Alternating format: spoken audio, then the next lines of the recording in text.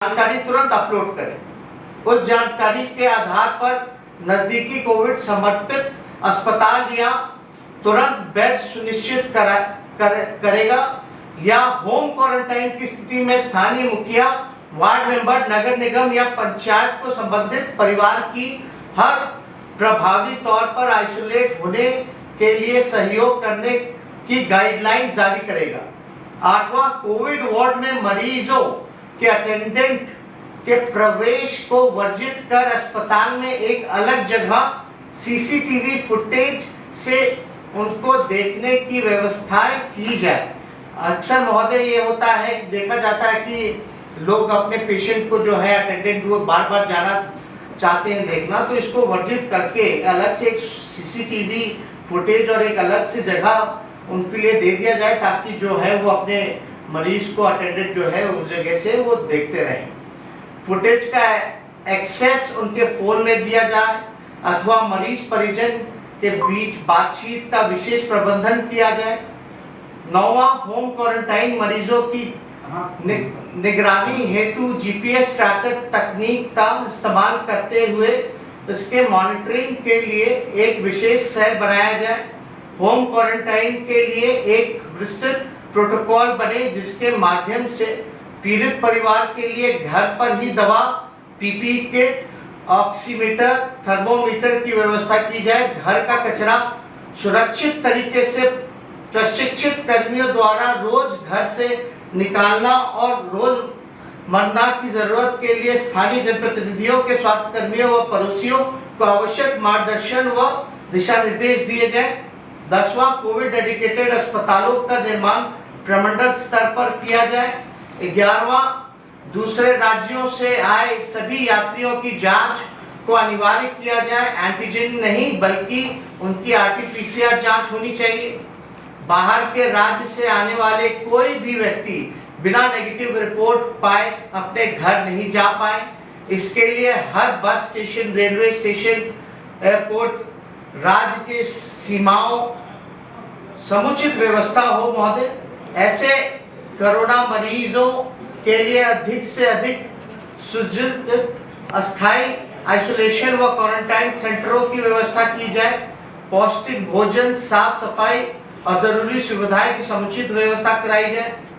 12, corona काल में सबसे अधिक प्रभावित सभी गरीब परिवार और मजदूर भाइयों को अगले 100 दिन तक 100 रुपए प्रतिदिन के हिसाब से न्यूनतम 10,000 की एक मुश्त सहायता राशि स्थानांतरित की जाए।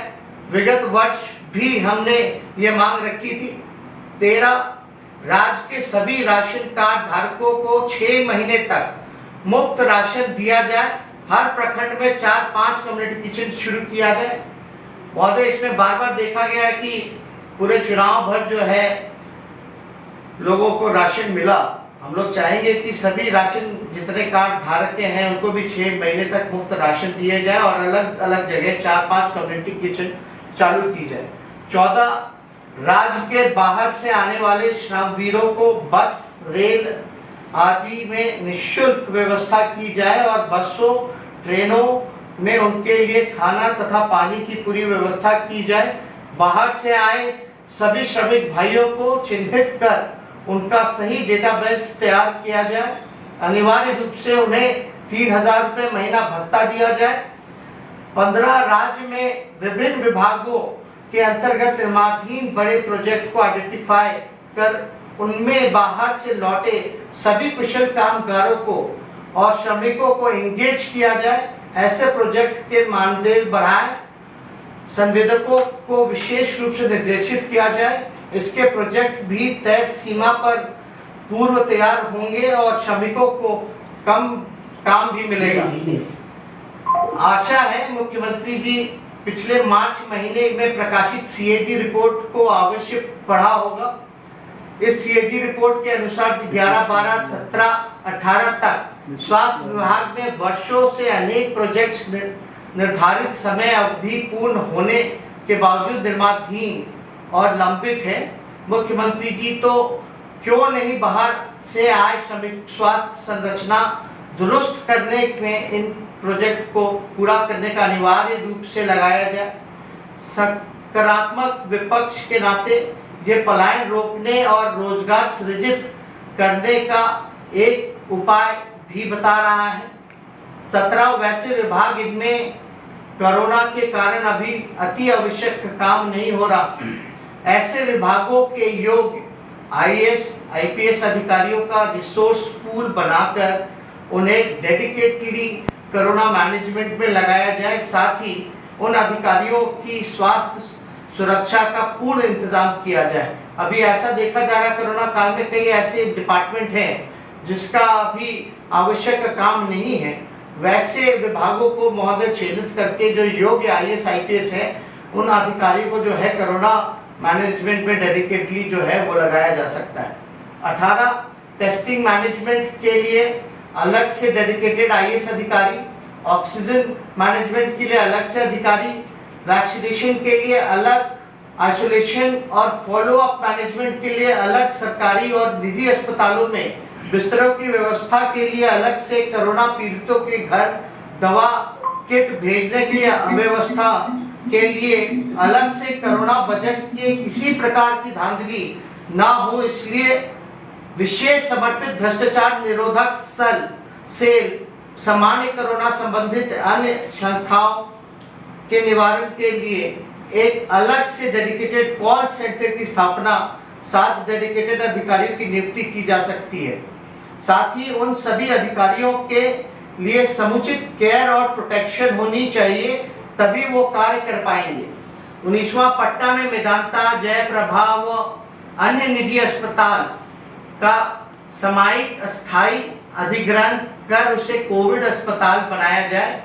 महामारी में पीड़ितों से अधिक वसूली करने वाले पर जो है विशेष निगरानी रखी जाए। 20वां, इसी प्रकार हर एक जिले में निजी अस्पताल में कोविड बेड्स की उपलब्धता सुनिश्चित की जाए। 21, प्रदेश में सभी प्रकार के अस्पतालों में बेड की कुल संख्या, उपलब्धता और बुकिंग की ऑनलाइन व्यवस्था का डेटाबेस तैयार किया जाए। 22वां, प्रदेश के सभी अस्पतालों में बेड की उपलब्धता के ऑनलाइन आंकड़े प्रदर्शित किए जाए, कुल कितने बेड खाली हैं और कहां-कहां खाली हैं, और हर सुपुर्द किया जाए बेड किसे और कहां दिया गया। यह जानकारी भी इसी डेटाबेस के माध्यम से 24 घंटे हर नागरिक के लिए उपलब्ध होगी, ताकि किसी तरह के VIP कल्चर, धांधली या घूसखोरी का इल्जाम ना लगे, गरीब और गंभीर रूप से बीमार मरीजों के साथ अन्याय ना हो और सारी व्यवस्थाएं पारदर्शी हो। 23वां, सरकार छवि की परवाह ना कर जांच आंकड़ों को पारदर्शिता लेकर आए। सरकार की छवि से ज्यादा नागरिकों का जीवन महत्वपूर्ण है। 24वां, जो कोविड अस्पतालों और क्वारंटाइन सेंटर के बायोमेडिकल वेस्ट यथा PPE kit, face mask, gloves इत्यादि हैं, उसे डंपिंग की उचित व्यवस्था हो। 25वां, कोरोना के चलते दूसरे बीमारियों के उपचारित मरीजों के इलाज की प्रक्रिया पूर्व की भांति चलती रहे, उनका उपचार प्रभावित ना हो, सुनिश्चित किया जाए महोदय। 26वां, वीकेंड कर्फ्यू लगाया जाए। अगर सरकार का लॉकडाउन का इरादा है तो उसके लिए पहले ही लोगों को सूचित कर समुचित व्यवस्था की जाए, ताकि आम जन को पूर्व की भांति किसी प्रकार से कोई तकलीफ जो है वो ना हो। बाहर से आ रहे श्रमवीरों और प्रदेशवासियों को भी उचित माध्यम से सूचित किया जाए। ये महत्वपूर्ण है महोदय। अगर सरकार सोचती है लॉकडाउन का, तो वीकेंड कर्फ्यू लगाया जा सकता है और समुचित जो जानकारी जो है लोगों को पहले से दी जा सकती है, और सारे इंतजाम और तैयारी को हम लोग पहले से किया जाए, ताकि पिछले बार के तरीके जो रहे हैं उस तरीके से फिर से प्रॉब्लम जो है वो सामने न आए। 28वां, बिहार में अवस्थित सभी रेलवे, सेना, अर्धसैनिक बलों सहित भारत सरकार के उपक्रमों के अस्पतालों को फ्रंटलाइन वर्करों के लिए खोल दिए जाएं। इस संबंध में भारत सरकार से व्यापक आदेश जारी करने के हेतु अनुरोध किया जा सकता है।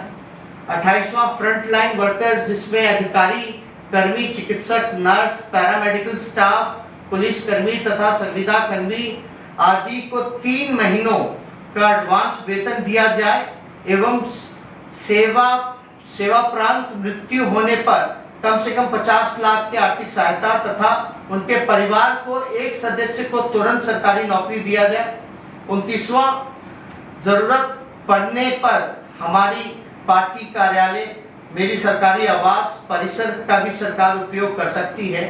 30वां, अंत में ये कहना चाहूंगा कि जिस प्रकार से चुनाव के वक्त आप लोग कैंपेन मोड में रहते हैं, उसी प्रकार से टेस्टिंग और ट्रीटिंग को भी कैंपेन मोड में चलाया जाए। इन्हीं चंद शब्दों के साथ महोदय, आपको राज्यपाल महामहिम जी को आपको धन्यवाद देना